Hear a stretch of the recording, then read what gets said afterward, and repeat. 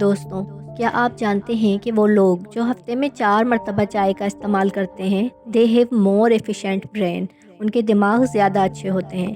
University of Singapore اور university of Cambridge کے مطابق they have more organised thoughts, ان کی سوچیں اور ان کی یادداشت زیادہ آرگنائزڈ ہوتی ہیں۔ ہارورڈ یونیورسٹی کے مطابق گرین ٹی استعمال کرنے والے افراد کو کینسر، شوگر اور دل کی بیماریوں میں زیادہ سے زیادہ فائدہ ہوتا ہے۔ دوستوں، آخر یہ چائے انسان کب سے استعمال کر رہا ہے اور یہ چائے آخر کب ایجاد ہوئی تھی؟ ایک اندازے کے مطابق ہزاروں سال پہلے چین کے ایک بادشاہ باغ میں بیٹھے ہوئے تھے اور ان کے سامنے کچھ پانی گرم کیا جا رہا تھا اور کہیں سے کچھ پتے آ کر اس پانی کے اندر گر گئے اور اس پانی کا رنگ تبدیل ہو گیا۔ بادشاہ نے یہ پانی پھینکنے کے بجائے اس کو پی لیا۔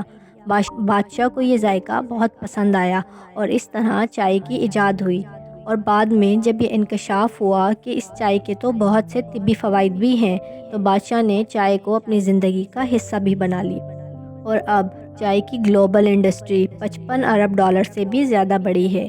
چائے کی 20,000 سے زیادہ اقسام پائی جاتی ہیں۔ دنیا میں سب سے زیادہ چائے بھی چین میں استعمال کی جاتی ہے۔ تقریباً 1.8 ارب پاؤنڈ چائے چین میں پی جاتی ہے۔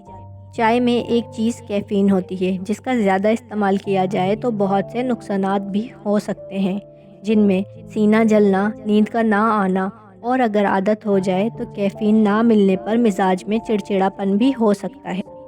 دوستوں، چائے پینے کا سب سے بہترین وقت صبح کا وقت ہوتا ہے، کیونکہ پورا دن ہمیں ایکٹیو رہنے کے لیے چائے کی بہت ضرورت پڑتی ہے۔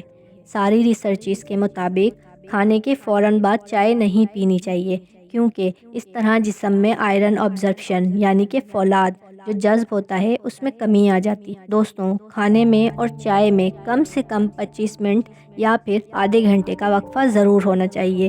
دوستوں، ایک وقت ایسا بھی تھا کہ چائے صرف بادشاہ یا پھر امیر لوگ ہی استعمال کیا کرتے تھے، لیکن آج ہماری معاشرتی زندگی میں چائے کا بہت بڑا اور اہم کردار ہے۔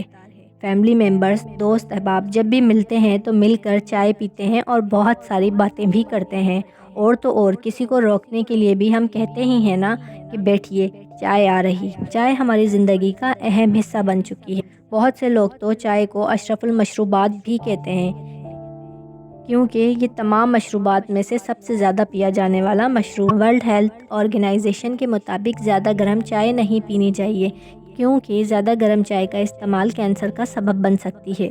آپ صلی اللہ علیہ وآلہ وسلم کا بھی ارشاد ہے کہ گرم کھانے میں برکت نہیں ہے۔ اگر آپ کو ہماری یہ ویڈیو پسند آئی تو لائک اور سبسکرائب ضرور کیجیے گا۔